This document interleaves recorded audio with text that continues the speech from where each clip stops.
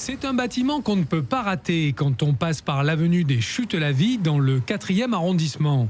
Construit au tout début du XXe siècle, le pavillon de partage des eaux avait pour fonction d'acheminer l'eau arrivant du canal de Marseille vers la gare Saint-Charles et ses locomotives à vapeur, et aussi vers les 12 000 immeubles des nouveaux quartiers construits plus au nord. Maïté Ellinger de la mission patrimoine de la ville de Marseille est notre guide. Sa particularité, c'est que vous voyez ici, c'est qu'il fonctionne avec un siphon.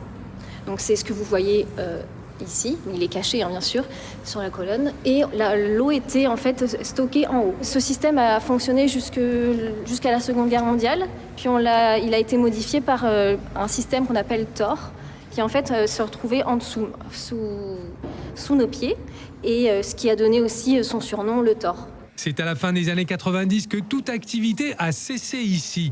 Aujourd'hui, la ville de Marseille lance un appel à manifestation d'intérêt pour y recréer un projet autour de l'eau, une thématique essentielle pour le maire de Marseille, Benoît Payan. On voit qu'à l'époque, les choses étaient faites de manière extrêmement belle, avec une très belle architecture, avec à la fois un aspect technique, un aspect esthétique très très beau.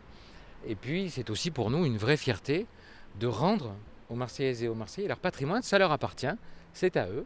Eh bien demain, ils pourront en profiter, venir en famille, venir entre amis, venir le redécouvrir, y passer du temps, y apprendre des choses aussi, parce que la question de l'eau à Marseille est une question qui est très très importante, qui reste d'actualité et qui pour nous est aussi essentielle.